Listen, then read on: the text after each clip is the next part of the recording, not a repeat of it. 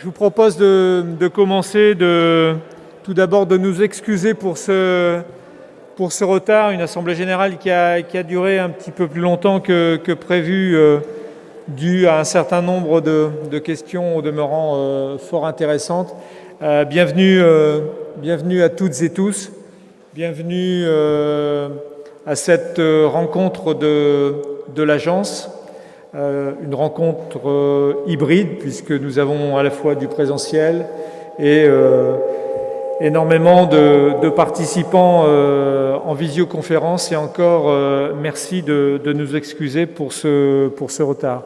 Des rencontres de l'agence qui sont pour nous des rencontres mais aussi un outil qui permet de partager, d'échanger régulièrement sur nos travaux, sur nos projets. Ce sont des rencontres que nous organisons tous les mois avec des décideurs, des acteurs, des partenaires, bien évidemment des élus. Vous dire également que l'année 2020 a été pour nous une année particulière, une année où on a renouvelé notre gouvernance, un nouveau mandat, un nouvel engagement auprès de nos partenaires sur des conventions 2021-2026. Donc un projet d'agence aujourd'hui finalisé que l'on a partagé et qui s'articule autour de 9 ambitions que je vous invite à retrouver sur notre nouveau site que nous avons lancé pas plus tard qu'hier. Nouvelles ambitions avec une ambition principale pour notre agence, pour les agences de développement et d'urbanisme en général, c'est celle de mettre aussi un accent sur le sujet de l'observation, sur le sujet de la prospective. L'observation, c'est deux sujets importants, primordiaux en tout cas pour nous, qui sont au cœur de nos travaux. L'observation parce qu'elle apporte des clés de lecture et de compréhension aux évolutions de la vie, aux évolutions sociétales. Et la prospective, je dirais, outre la définition que vous pouvez voir à l'écran, mais en tout cas qui pour nous est une manière de réfléchir au futur possible, c'est-à-dire de voir loin, de voir plus loin. Alors c'est vrai que la crise 2020 a révélé des choses. On a parlé de monde d'après qui aujourd'hui ressemble étrangement au monde d'avant.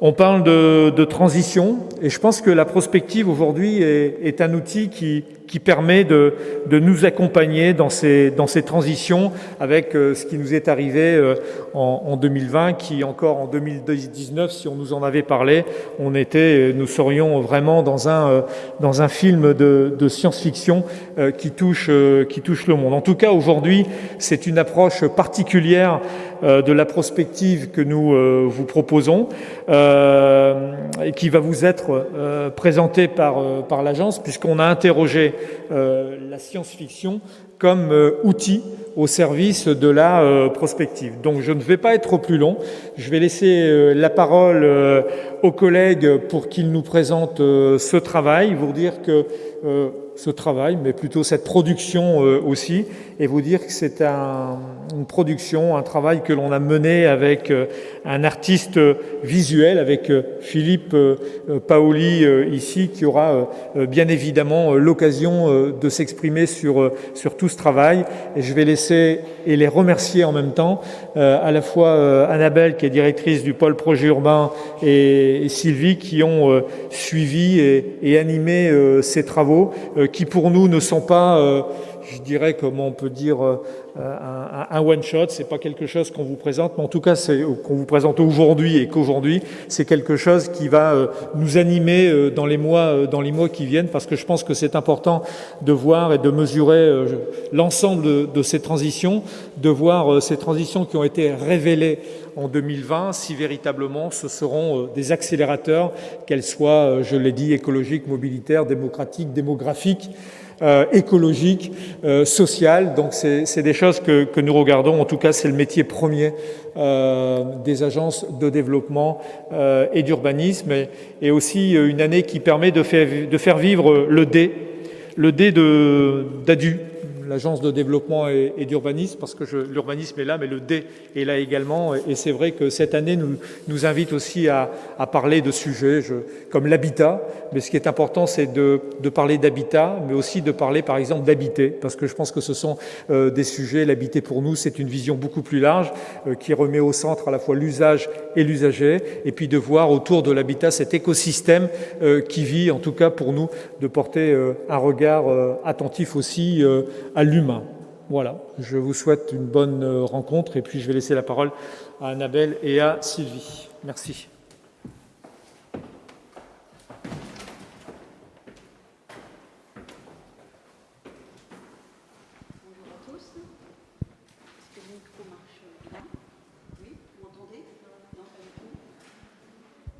Maintenant, je recommence. Bonjour à tous.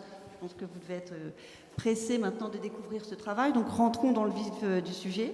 La science-fiction au service de la prospective, ou comment la science-fiction sous ses formes diverses peut contribuer à imaginer des futurs souhaitables pour notre métropole. Voici vraiment l'ambition que l'agence s'est fixée dans ce travail. Mais avant de pouvoir vous en livrer le contenu, nous allons prendre quelques minutes pour expliquer pourquoi l'agence est allée chercher la science-fiction et puis quelle est la méthode finalement mise en place. Voilà, j'y suis arrivée.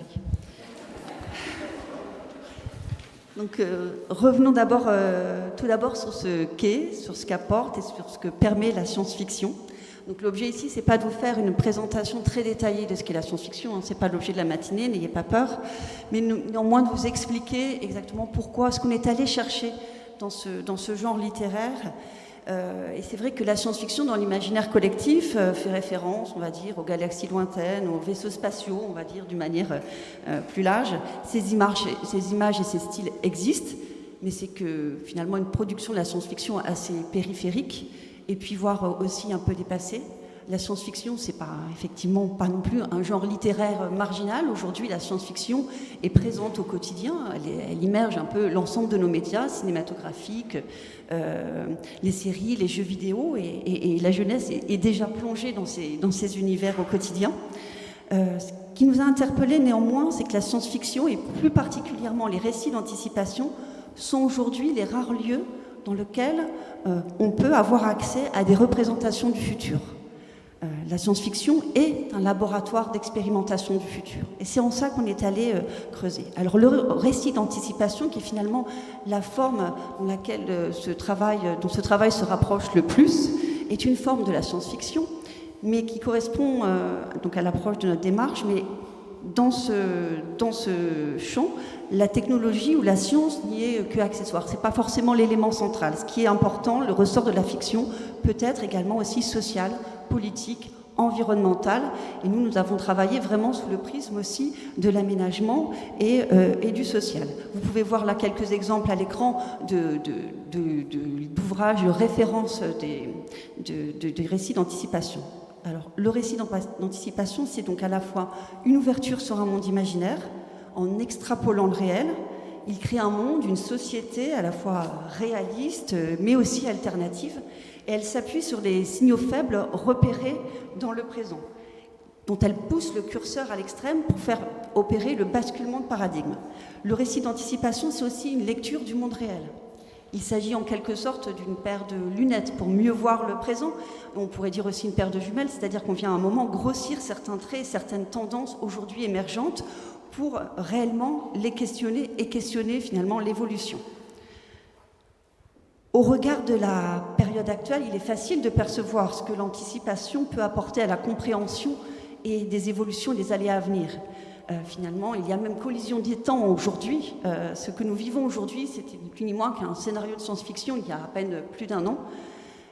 Les représentations de l'avenir proposées par la science-fiction, on voit qu'elles soient plus ou moins réfléchies, fondées, pertinentes, permettent néanmoins de stimuler, de donner à penser, de susciter le débat et à terme d'éclairer les politiques publiques. C'est en ça que ce travail-là souhaite porter finalement au débat des évolutions futures.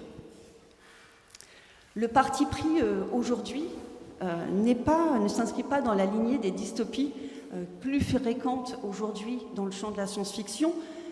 Il n'est pas non plus de prodiguer un regard critique sur la situation actuelle, comme peut aussi le faire le récit d'anticipation, mais il cherche plutôt à produire des futurs souhaitables, désirables. C'est certes plus compliqué et peut-être encore plus par les temps actuels, mais il nous semble indispensable, au vu du contexte, de construire collectivement un récit, de trouver des solutions à la mesure des enjeux auxquels les habitants et les territoires vont être confrontés et des solutions adaptées au territoire métropolitain.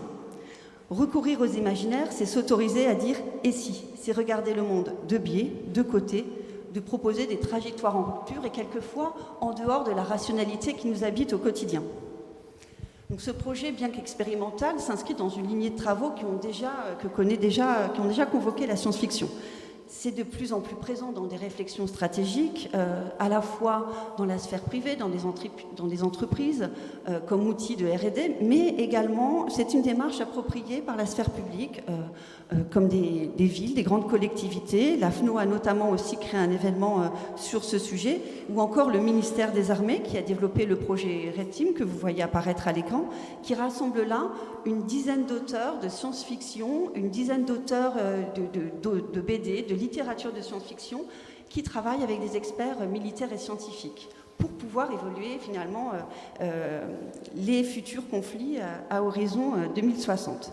C'est cette même méthode finalement qu'on a aussi nous convoquée, c'est-à-dire de pouvoir construire un socle à l'agence avec une équipe projet dédiée qui a travaillé sur ce sujet, et puis de faire appel à ce qu'on appelle un professionnel de l'imaginaire, qui est Philippe Paoli, qui va vous être présenté tout à l'heure, qui va présenter aussi ses travaux, et qui travaille sur la métropole, et qui aussi nous a apporté à la fois son univers, et aussi toute son expertise en termes de représentation. Je vais donc passer maintenant la parole à Sylvie, qui va vous expliquer exactement la méthode et le cadre de ce projet. Dans tout processus de création, il y a une règle du jeu.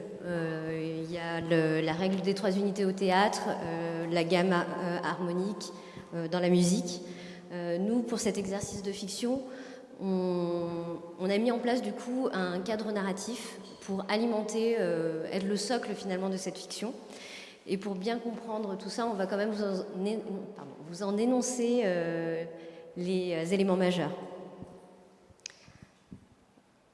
Donc ces éléments répondent à 4 questions. Le quand, qui introduit le contexte général de la fiction. Le quoi, qui installe du coup le thème. Et le où, donc qui situe la situation dans un contexte et de proximité, pardon. Et le comment, c'est-à-dire quel est le ton de la fiction, quel est le média, quel est le vecteur finalement de l'information. Donc l'agence s'est appuyée sur son expertise, sur ses réflexions au sein de l'agence pour définir ces éléments-là. Donc on s'est appuyé sur un contexte de transition, qui soit climatique ou sociodémographique, avec toutes les conséquences du dérèglement climatique, donc qui constitue finalement ce qu'on a appelé le socle narratif, qu'on vous détaillera justement à travers la restitution du travail qui a été engagé. Le thème principal, une des expertises de l'agence, l'occupation du sol, et à travers cette thématique, la question du zéro artificialisation nette. 3 situations urbaines, on a décidé d'ancrer finalement ces fictions dans le territoire métropolitain lillois et on s'est appuyé du coup sur 3 archétypes urbains. Le village qui questionne du coup la campagne et la néo-ruralité, la frange urbaine, la question du traitement des zones urbanisées et des zones agricoles, et la question de l'eau et du canal, la manière dont on se retourne vers l'eau, dont elle vient être mise en valeur dans la métropole. Le média, la ligne éditoriale a été choisie pour son côté omniscient, mais aussi pour sa capacité à mettre de la distance sur les éléments des politiques publiques, mais également sur le vécu des usagers. Maintenant que vous avez tous ces clés de lecture pour pouvoir découvrir le travail, je vous fais un petit point quand même sur le déroulé. Vous allez découvrir donc 4 podcasts. Un premier qui est donc le socle narratif qui installe le contexte de la fiction, et 3 podcasts sur les 3 situations énoncées auparavant. On aura un temps d'interview qui sera mené par François Leurs, directeur des politiques sociales au sein de l'agence, avec Philippe Paoli qui va du coup nous expliquer un petit peu toute cette démarche et rentrer un peu plus dans le détail du travail qui a été mené au sein de l'agence. Un temps d'échange sera dédié à la fois sur les questions sur le chat et en salle. Et donc, je vais vous laisser du coup découvrir cette première expérimentation. Bon voyage.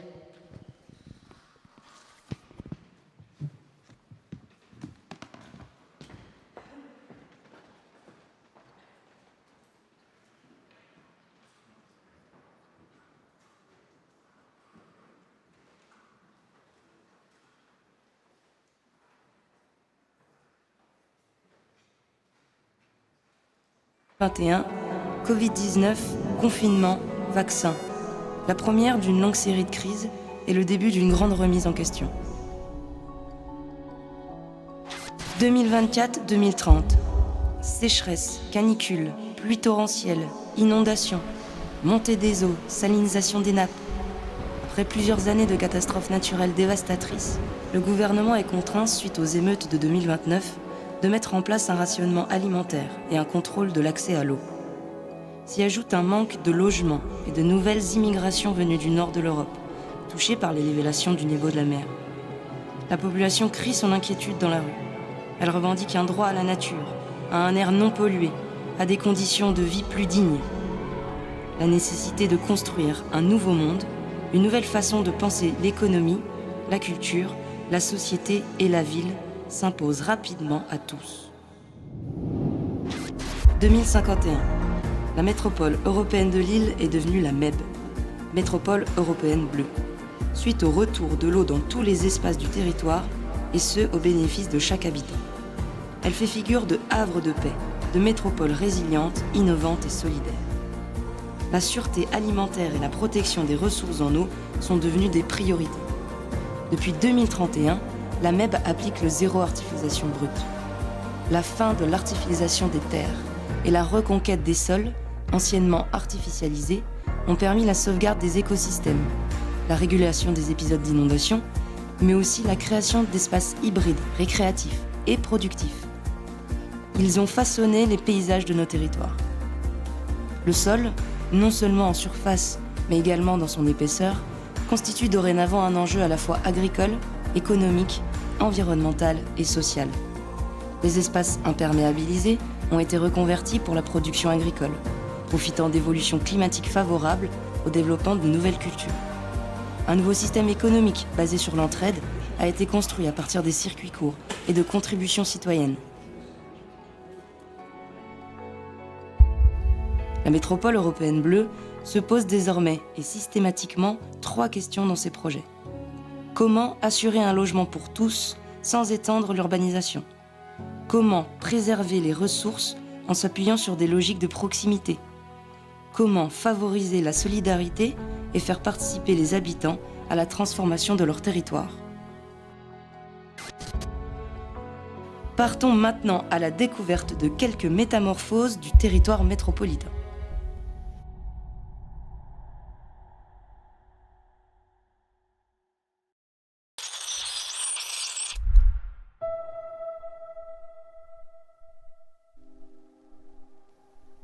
À Wemacar, depuis 4 ans, on ne voit qu'elle. Les 2 climbing house, des maisons pour réfugiés climatiques placées au-dessus du toit de la maison de Léo, sont très connues. Mes Climigs, enfin ceux qui passent sur mon toit, eh bien tout le village les appelle les flamants roses. Avec leurs grandes pattes, mes petites maisons sont comme perchées sur des échasses. Et comme on a repeint les conteneurs en rose, et qu'ils sont vraiment au bord des marais salants, les habitants du village n'arrêtent pas de les comparer à des flamants roses. Ces climbing house ont été construites lors de l'opération Solidaire, initiée par la région en 2032. Initialement prévues pour répondre aux besoins en logement des habitants de la MEB, elles ont trouvé en 2047 un nouvel objectif: accueillir des populations en transition venues des terres immergées du nord de l'Europe.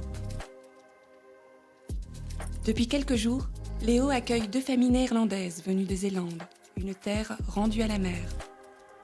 Helen et Jan essaient de s'acclimater à cette nouvelle vie. We waren erg gehecht aan ons dorp. Nous étions très attachés à notre village, mais ici nous avons été très bien accueillis.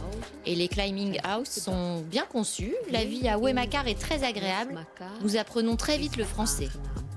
En we leren snel Frans. C'est la 7e famille néerlandaise que Léo accueille sur son toit.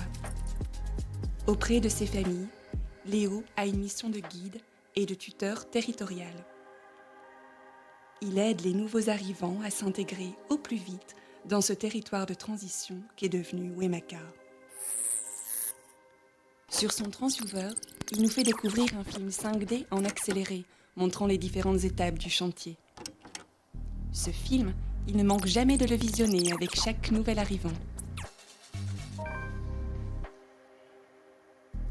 Léo a accepté de partager l'espace au-dessus de son toit en échange d'un accès gratuit à l'eau potable. Une sécurité qui est presque un luxe depuis la révolte des eaux de 2029. À l'époque, le coût de l'eau potable avait atteint des sommets à cause de la forte salinisation des nappes phréatiques et des spéculations abusives de grands groupes privés. Partager notre maison nous a permis de réduire fortement notre budget eau. Je trouve que pour les habitants, c'est donc un échange gagnant-gagnant. De leur côté, en échange de cet accueil, Helen et Jan vont compenser la communauté. Le temps de son séjour, Jan va intégrer l'équipe de production des gaufres de Ouémakar, pendant que Helen, qui est ingénieure en automatisme, va aider à la maintenance du système de débrayage des capsules du Skytran. Le Skytran, il assure la liaison rapide de l'île à Armentières. Un mode de transport très utile et innovant en milieu semi-rural. Het beheer van de Skytrain L'exploitation du is een echte Skytran sur cette uitdaging. ligne est un vrai Want er challenge wordt puisqu'il y a autant de marchandises que d'individus à transporter. On trouve même des cellules médicales et de transport animal dans les cellules d'urgence qui sont stockées dans le carrousel au-dessus de la om gare. dieren te vervoeren in de noodwagons die in de carousel boven Il het faut être station vigilant car certaines erreurs de débrayage peuvent entraîner un blocage partiel de cette ligne de blijven, want transport. bepaalde ontkoppelingsvergissingen kunnen dit transport gedeeltelijk blokkeren. Au cœur de Ouémakar se dresse l'Humanis Cardo, du latin pivot humain. Une tour haute qui ne devait être qu'une gare et des bureaux relais, et qui est devenue à la fois pôle multimodal, gare de marchandises, mairie et espace de coworking. Le maire de la commune estime que c'est une réussite. Pour préserver notre campagne agricole, nous avons misé sur un même lieu pour intensifier les usages. En fait, nous avons conçu ce lieu pour qu'il soit central, point d'équilibre entre la chapelle d'Armentières au nord-ouest, Prémec à l'est et Ntiaranwep au sud-ouest. Finalement, beaucoup de choses partent et arrivent ici. Ouémakar a doublé sa population en 20 ans et compte désormais plus de 2000 habitants. Un développement rapide qui ne l'a pas empêché, grâce au Climbing House, de respecter la grande politique commune de la MEB du zéro artificialisation brute, mise en place depuis 2031.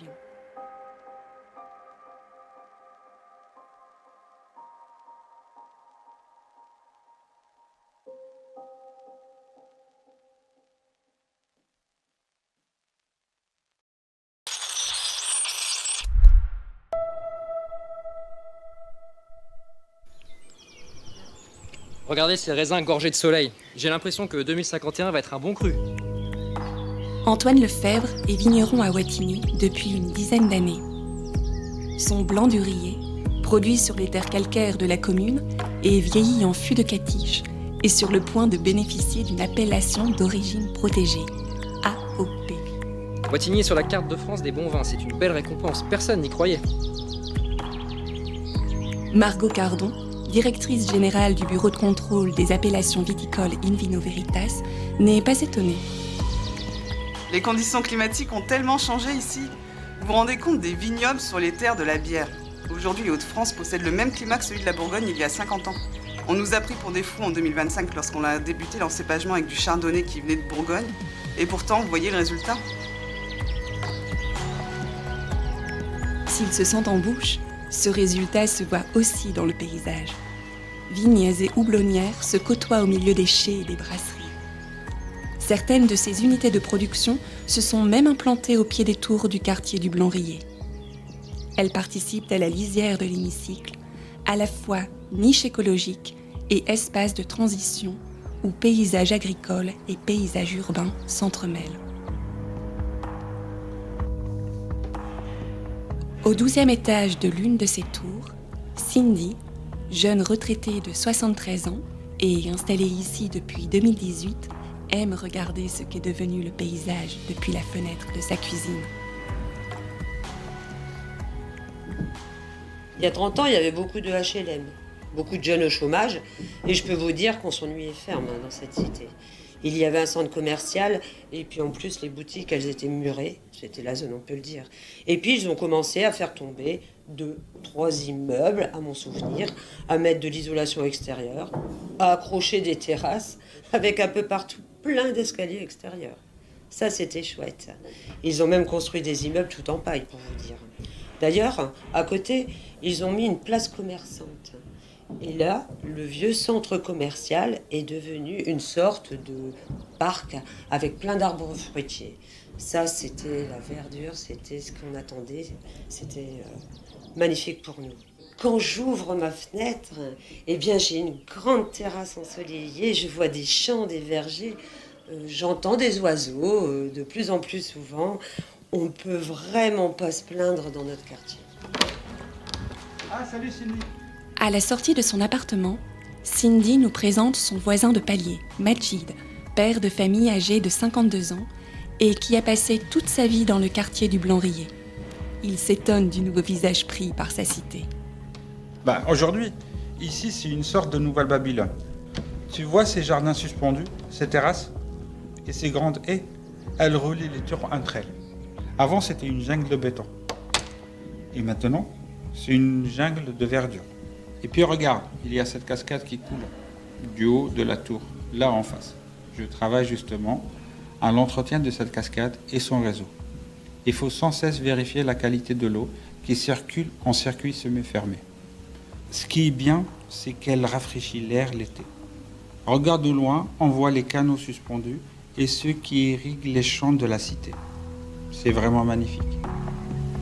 Cet endroit presque idyllique n'aurait jamais pu naître sans la décision radicale prise par la MEB en 2031 de stopper net l'artificialisation des terres et de désimperméabiliser au maximum les quartiers. Cela a permis de réguler les marchés fonciers et surtout d'encourager l'installation de nombreux paysans bioéthiques. Le Blanrier a réussi sa mutation.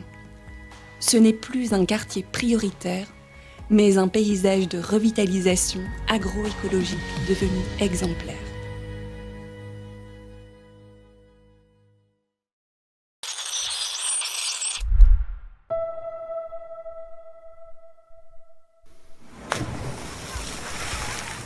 Anne-Laure Vermeulen, présidente de l'association d'habitants Les Nénuphars, habite Saint-André depuis sa plus tendre enfance. Le Delta 2, qu'elle appelle le DD, elle l'a vu naître petit à petit. Bon, maintenant c'est sûr, ça n'a plus grand chose à voir avec ce que c'était il y a une vingtaine d'années. Là on a l'impression qu'il y a un lac. Regardez nos îles au milieu de l'eau. Il y a un air de Finlande, non? Faut dire qu'on s'est battu avec les Nénus pour les avoir, ces îles. L'association Les Nénuphars s'est mobilisée dès les années 2030 pour que des zones émergées soient conservées au milieu de cette zone fluviale et permettent ainsi la baignade. Le projet initial, c'était uniquement de profiter de l'aménagement du canal Seine-Nord-Europe pour modeler une zone tampon, capable de stocker les eaux des fortes pluies et les ruissellements importants. Aujourd'hui, le Delta Dole, c'est le quartier prisé de la métropole.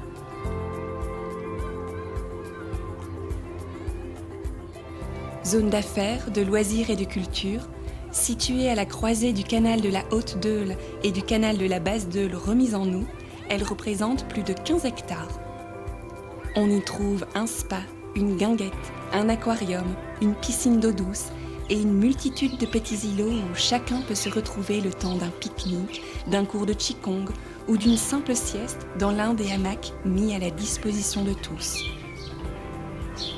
On s'y rend en bateau-bus ou en drone d'eau et pour les plus courageux, à la nage depuis les falaises des rives de la Madeleine, une opération de construction qui a reçu le prix de l'innovation du BTP. Derrière ces façades, mélange de béton et de calcaire excavé au cours des travaux de mise à très grand gabarit du canal, on découvre des darses avec ses gares fluviales. Raoul, salarié de la société de transport Isla, travaille sur la ligne qui relie Roubaix à Lille. Franchement, je changerais de métier pour rien au monde. La mise en place des boat-wheels et des speedlocks à chaque écluse a permis la mise en place du transport fluvial partagé. Avant, les quais des canaux étaient super tristes, il ne se passait pas grand-chose. L'arrivée des gares fluviales, ça a tout changé, ça a vraiment créé de l'activité. Le moment le plus festif, c'est le retour des musées péniches, les Pénards, juste à la fin du BioArt, le festival international des bords de Dole. Les péniches reviennent après avoir sillonné les canaux des Hauts-de-France et de Belgique. Mais sincèrement, ce que je préfère, c'est quand je conduis une péniche école mise en place par le pôle d'éducation métropolitain. Je conduis les enfants d'un point A à un point B pendant leur classe bleue et en même temps, j'apprends toujours quelque chose de nouveau.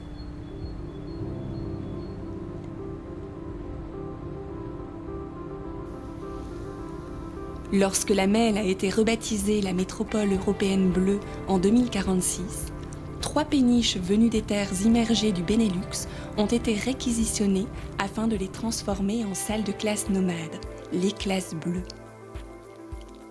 Ces 3 péniches dépendent de l'EST, l'école sociale des territoires, ancêtre de l'école du dehors.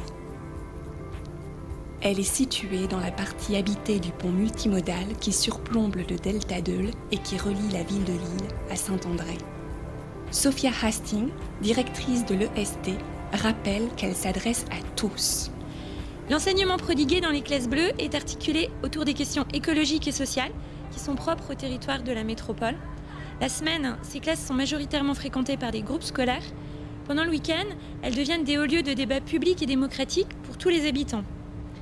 Finalement, ce pont est multifonctionnel. C'est un hub multimodal avec le LGV, le tram et tous les modes de déplacement doux. C'est une turbine qui produit de l'énergie à partir des flux. Mais c'est également une plateforme du savoir partagée et accessible. L'EST a vu le jour grâce au financement Interreg du programme Renaturation de la Deule, tout comme l'installation de ce qui est devenu ces dernières années le nouveau beffroi du quartier, le Géant Rose. Pour Sacha Ropard, hydrobiologiste spécialisé dans la qualité des eaux et des milieux aquatiques, les résultats sont impressionnants. Je me souviens, il y a longtemps, on avait peur de tomber dans la Deule et d'en ressortir plein de boutons ou pire. Aujourd'hui, grâce au plan de dépollution et de développement de la biodiversité, on peut s'y baigner et même mieux, s'y nourrir. Alors qu'avant, personne n'aurait pensé pêcher autre chose qu'un vieux Vélil. Du haut de ses 160 mètres, cette ferme verticale alimentée par une immense éolienne à axe vertical en couronne abrite notamment l'usine Kaby. Ici, le balai des Grandes Nasses, venant prélever quelques spécimens des bassins d'élevage, étonne toujours autant les visiteurs. La métamorphose de ce secteur, ancien site industriel puis délaissé urbain, s'est réalisée à travers la réappropriation des bords de Deule, mais également de son cours d'eau, partagé par des usages divers. L'eau, ici, a retrouvé sa place originelle dans la cité et a redessiné ce territoire aujourd'hui résilient, attractif et inclusif.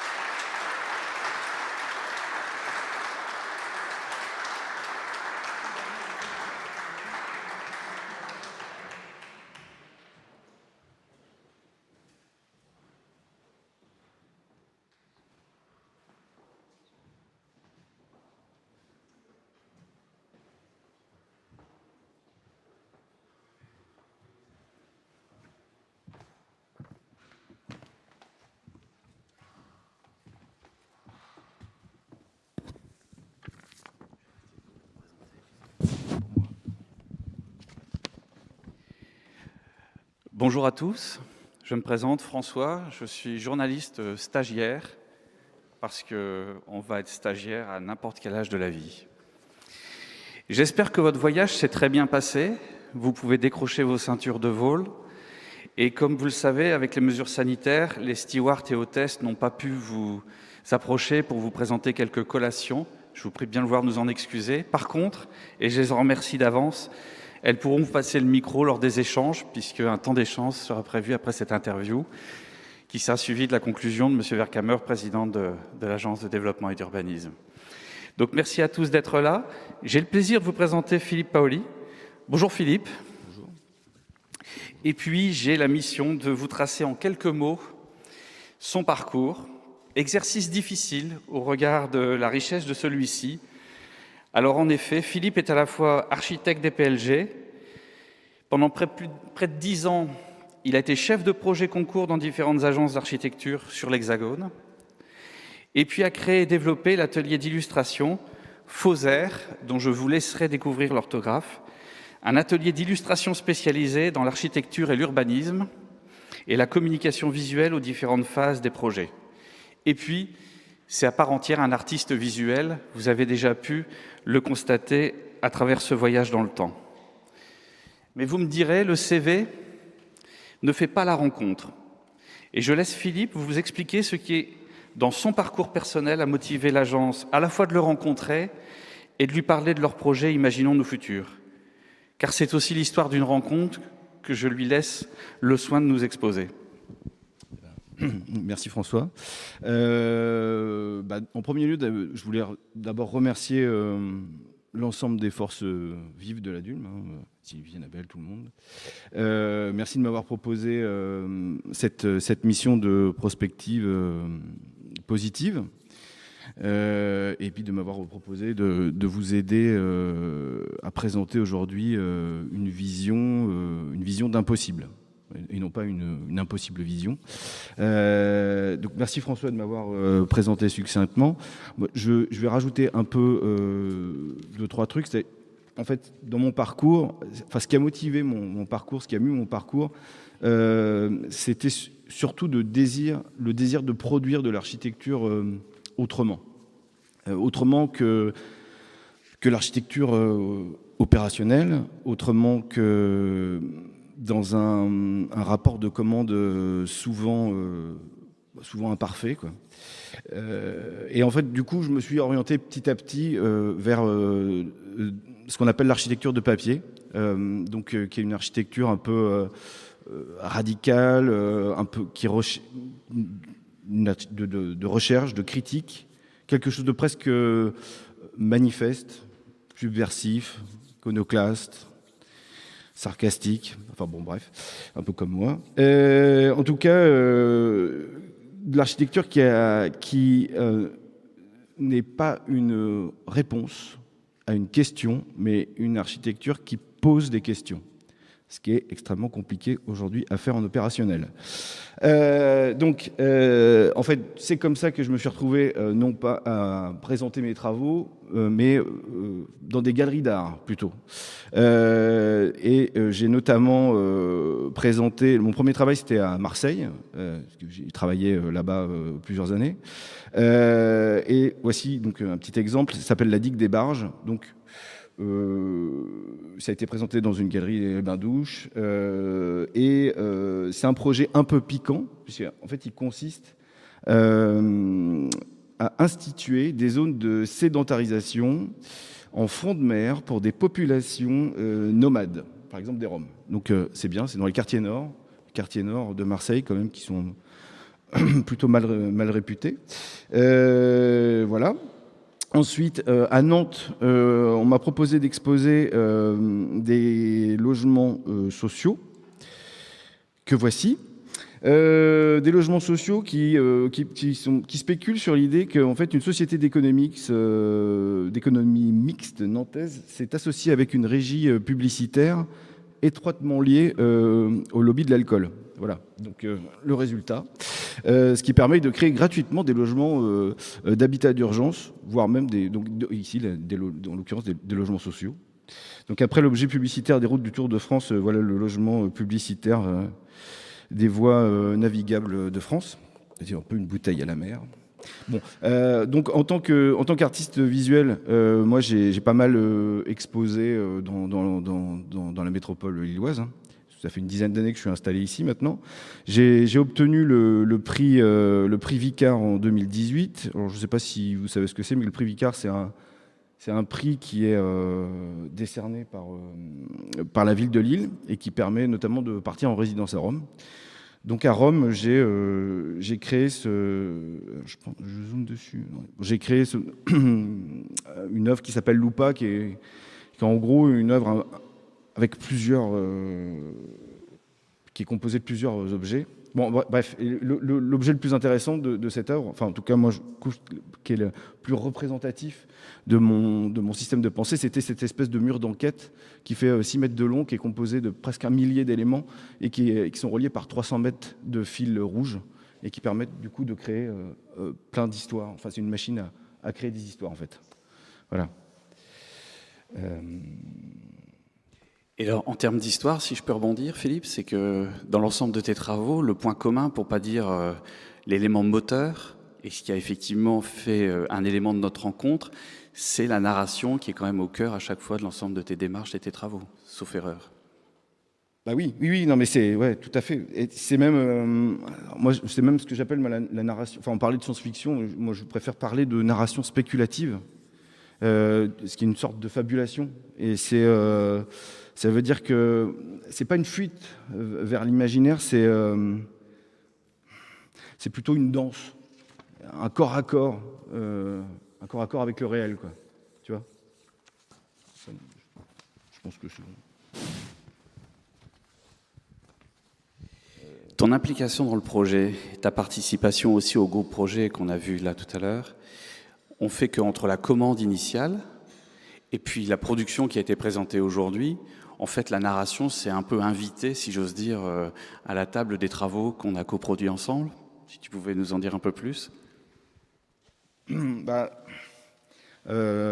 fait, il y avait un choix, il y a eu un choix d'hypothèse qui a été fait collectivement, quoi. Enfin, on fait tous ensemble.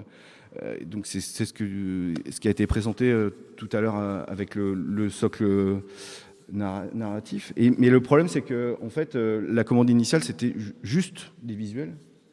Et en fait, on s'est rendu compte qu'il fallait aller plus loin. Fallait aller plus loin dans la projection, plus loin dans l'immersion, plus loin dans la plongée du futur possible. Et donc, en fait, la narration spéculative, qui est quand même aussi, je pense que c'est aussi pour ça qu'on s'est rencontrés et qu'on a pu travailler ensemble, c'est que ça s'est imposé d'elle-même, quoi. Cette narration, elle s'est imposée comme un outil de communication, elle s'est imposée comme un outil de conception. Et ça nous a permis, c'est ce qu'on a vu dans les vidéos là, qui ont été mis en scène par un journaliste, d'ailleurs, Monsieur Magdalene, qui n'est pas là, mais on peut le remercier quand même s'il nous entend. C'est une narration qui nous a permis de faire vivre les lieux, d'imaginer des parcours de vie, des types d'échanges, d'incarner le temps, quoi, d'incarner le temps.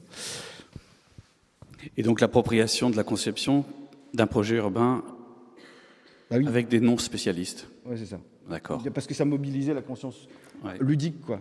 D'ailleurs, je ne sais pas si les gens qui sont montrés dans les vidéos, les voix et tout ça, c'est des gens de la DULM. Hein. Enfin, vous avez joué le jeu, on a tous joué le jeu collectivement, et c'est chouette. Enfin, moi, je suis assez content du résultat, quoi. Donc la narration pivot du processus créatif, on a bien compris, partagée au sein d'une dynamique de projet, mérite quand même qu'on s'y attarde. Et puis c'est aussi, je pense, la tentation de te demander de retourner un peu dans ton bureau et de nous montrer comment et à partir de quoi tu as bâti ce socle narratif, les narrations sur les 3 situations. Ça nous permet d'y retourner un petit peu, j'oserais dire, d'aller regarder comme des cartes postales du voyage qu'on vient de faire un peu rapidement. Et je crois en plus que sur un des murs de ton bureau, il y a une première phrase d'un homme célèbre que tu voulais reprendre en introduction, que je te laisse le soin de reciter. Ouais, enfin de mon bureau, de ma fiche, parce qu'il faut que je la retrouve. C'est juste en haut de la page. Non, c'est bon. Donc, ma citation de Winston Churchill, hein, donc, nos amis politiques qui sont présents doivent la connaître et devraient s'en rappeler souvent. Plus vous saurez regarder loin dans le passé, plus vous verrez loin dans le futur. Voilà. Comme ça, c'est posé. Donc cette citation, en fait, elle subodore que, en fait, dans une approche prospective du futur, attention, je dis prospective, faut pas, c'est pas prédictive, hein, on n'est pas les Romains, on ne fait pas les aruspices, les augures et compagnie. Non, là, on est vraiment dans un champ prospectif. Il y a une nécessaire interrogation de l'histoire. Donc c'est ce que vous avez, enfin c'est ce qu'on a fait tous ensemble dans le socle narratif. Hein, on va dire qu'on étire certaines courbes, quoi. Et du coup, dans chaque territoire, il a fallu aussi interroger l'histoire de chaque territoire. Si je prends l'exemple, du coup, là, on va sur le bureau, effectivement. Si je prends l'exemple de Wemacar, donc c'est mon bureau interactif, hein, vous voyez, hop. Il y a tout un... Il y a d'abord eu un travail de recherche, d'abord cartographique, et donc c'est intéressant de travailler avec la Dune parce que vous avez énormément de ressources cartographiques, des choses comme ça, donc on peut s'amuser avec le fond que vous avez. Et puis, donc là, la position de Wemacar qui est quand même assez particulière, qui est à cheval entre 4 communes, et qui a en plus un dessin qui n'est pas sans rappeler le dessin du croisement romain, le Cardo des Documanus, enfin tout ça. Et donc il y a eu un travail de cartographie, de recherche à partir de cartes postales. D'ailleurs, Monsieur Vercamer, j'ai pu admirer votre exposition sur le vieux M, la maison de retraite Les Girondières de M, donc tout un travail de recherche qu'on connaît. Donc là, et là, par exemple, je me suis rendu compte que il y avait un travail qui a été fait, il y avait des gaufres qui étaient produites à Wemacar. Donc du coup, après, on réintroduit cette notion de richesse territoriale inattendue finalement, parce que c'est ça le but de l'enquête, de ce travail d'enquête qu'il y a eu sur les 3 situations, c'est à chaque fois de déterminer quelle va être la richesse territoriale inattendue. C'est comme ça que, du coup, si je remontre, je vais retourner sur la carte, et par exemple à Wattignies, on ne part pas sur un délire total en disant qu'il va y avoir du vin, parce qu'il se trouve que les Hauts-de-France, maintenant, c'est une région où on peut produire du vin, bien depuis peu, et surtout, alors le réchauffement climatique a des effets négatifs, mais aussi peut avoir des effets positifs, et notamment le climat des Hauts-de-France sera celui de la Bourgogne. Donc du coup, en 2050, on pourra produire du vin. Et du coup, les vignes côtoieront les houblonnières. Voilà. Ce qui était intéressant aussi à Wattignies, c'est que il y a tout un système de réseaux de catiches qui sont là. Ce qui est intéressant, le quartier s'appelle Blanrier parce qu'en fait, Blanrier, ça vient du cholage des champs qui était fait à partir de la chaux qui était extraite dans ce type de catiche. Il y a 2 types de catiches dans la métropole. Il y a les catiches qui sont des catiches de carrière, et puis il y a les catiches en cul de bouteille qui sont vraiment celles qui étaient faites par les paysans pour choler les champs. Voilà. Donc il y a cette recherche d'histoire. Et à chaque fois, cette recherche d'histoire qui permet de déterminer donc la richesse territoriale inattendue, l'accroche narrative, ce que les dramaturges appellent le ressort dramatique, quoi. Ce qui va permettre de raconter l'histoire. Ce qui va permettre qu'en fait, demain, vous allez vous rappeler, ah oui, tiens, c'est vrai, l'autre fou, il avait parlé de faire du vin à Wattignies, mais en fait, peut-être que dans votre inconscient, ça va peut-être déclencher quelque chose. Enfin, on verra bien. Enfin, Et sur Saint-André, il y avait un mot qui a dû résonner dans la salle, qui était le canal Nord-Seine. Ah oui, alors, ouais, complètement. Ça c'était un peu... J'ai eu un peu peur, moi, de la situation de Saint-André, parce que je ne savais pas trop quoi lui dire. Et puis, en fait, si, l'eau... l'île, ça s'appelle l'île, c'est pas pour rien que ça s'appelle l'île. Hein. Et l'eau, c'est vraiment un véritable marqueur du territoire de la métropole. Et du coup, en fait, je me suis, avec pareil encore un travail de cartographie, à regarder où passait l'eau, les fortifications, l'espèce de lutte incroyable avec la Deule, les usines, tout ça, l'histoire de l'usine Jean Cabi, qui a fermé il y a peu. Et il y a aussi les revendications sociales que je vais utiliser, que je réinterroge. Et puis, il y a la construction du canal Nord-Seine dont tu parlais, enfin Seine-Nord, qui pose des problématiques de franchissement. Et puis il y a aussi la faune, la flore qui s'est installée petit à petit, notamment via l'intermédiaire des moules zébrées qui permettent de nettoyer jusqu'à 1 litre de pollution par heure, une moule, donc imagine, et qui fait que en fait, du coup, la Dole serait peut-être en train de devenir un aquarium. Ça, c'est pas du futur, ça, hein, on est d'accord, c'est aujourd'hui. Donc, on extrapole et on dit ok, super, on va faire que Saint-André. Et donc là, si je remonte, par exemple, une des îles dont on parle qui est ici, l'île qui est ici, par exemple, ça c'est l'aquarium. Donc on rentre sur une île nénuphar et en fait on plonge à l'intérieur de cette île et on peut voir du coup la faune et la flore de la Dole. Chose qui paraît complètement dingue aujourd'hui, mais qui, en fait, vu les scénarios aujourd'hui, serait tout à fait possible. L'usine Jean Cabi, du coup, revient. Il y a une crise alimentaire, donc il y a une modification des comportements alimentaires, et du coup, pour des raisons de circuit court aussi, enfin, il y a aussi un champ économique qui est exploité. Hein. C'est-à-dire comment on fait pour faire du circuit court. Finalement, la ferme verticale, c'est un modèle qui fonctionne plutôt pas si mal que ça, et donc on va faire de l'élevage de poissons, de la culture, voilà. Alors, merci de ce retour dans le futur sur les 3 sites. Juste pour revenir sur deux sujets, c'est une des lignes de force du scénario de l'agence, c'était la question de la zéro artificialisation.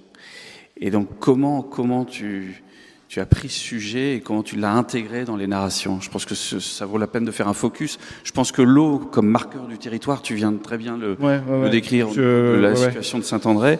Et je pense qu'il y a peut-être ce sujet-là qui mériterait effectivement un focus, et puis toujours avec le plaisir de faire ce voyage ensemble dans le futur. Tu peux nous en dire quelques mots? Ouais, et même, je pense que c'est lié aussi avec le nomadisme, hein, d'ailleurs. Mais prenons l'exemple, Wemacar, je pense, est pas mal pour ça. Parce que Wemacar, dans les petites vidéos que vous avez vues, on parle des climbing house. Alors donc là on en voit ici un petit peu là au-dessus de ces maisons. Alors j'ai peut-être un truc. Je pense que ce qui pourrait être intéressant, je reviens en arrière. Excusez-moi. Ce qui pourrait être intéressant, c'est de comparer en fait avec les existants pour que vous compreniez la question, la réponse à ce que tu viens la problématique que tu viens de poser, qui est la zéro artificialisation. J'arriverai pas à le dire. Il y a un terme encore plus terrible, c'est Zan ou Zab. Voilà, Zan ou Zab. On n'est quand même pas si mauvais. Très bien. Et du coup, c'est ça. En fait, on va comparer avec ce qui est existant. Donc là, aujourd'hui, sur l'écran, à gauche, je prends un risque si je fais ça. Hein. Attention. Là, boum. Là, c'est l'existant, ok. Bon, et puis ça, en fait, au-dessus de l'existant, on va densifier, mais de manière verticale. Donc, on va construire au-dessus des maisons. Voilà. On n'accueille pas les gens sous son toit, mais sur son toit. Voilà. C'est un peu la dynamique rhétorique de la situation qui a été envisagée à Wemacar. Pareil ici, donc là vous comprenez tout de suite l'avant, l'après, tic tic tic, voilà. Et dernière situation, attends, je reviens juste. Il y a Wattignies aussi, ou Wattignies sur les tours, notamment ici, cette image-là. Voilà. Là, on voit que en fait, on densifie la verticale. Alors c'est pareil, il faut que je vous remonte, qu'on compare avec l'existant, je pense. C'est ce qu'il y a de plus simple. Désolé, je ne suis pas trop long, je me dépêche. Existant, bon, alors là, carrément, on est cash, hein, on y va avec la cascade. Mais voilà, cette image-là, voilà, ça c'est la tour existante. Et en fait, au-dessus de la tour, on va reconstituer, on va redensifier encore la verticale, et même on va redensifier à l'horizontale aussi, parce qu'on va créer un exosquelette qui va permettre de circuler. Voilà. Et quand je t'écoute, il me semble aussi que la dynamique qui apparaît dans l'ensemble des projets, c'est pas simplement une nouvelle manière de faire de l'architecture, mais c'est cette question de dynamique d'hybridation, d'usages multiples. Ouais, alors ça c'est mon credo. Enfin, voilà. Écoutez-moi.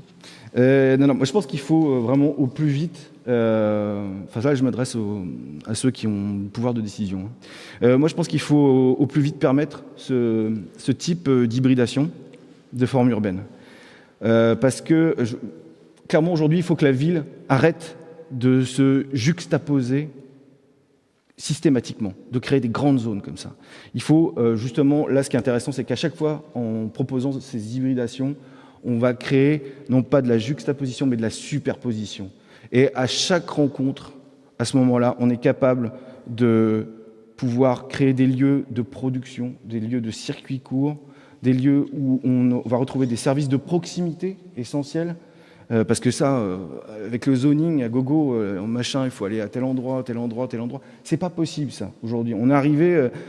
Enfin, il faut que la ville se réinvente. Et selon moi, la vraie manière, enfin la seule manière, mais peut-être c'est un peu excessif, mais en tout cas une des manières, celle que je préconise, en tout cas c'est celle d'assumer la juxtaposition pour pouvoir créer des lieux d'échange, des lieux de partage, des lieux d'accueil, des lieux de solidarité. C'est essentiel. Enfin, pour moi, en tout cas. Eh bien, je propose qu'on reste sur ce dernier terme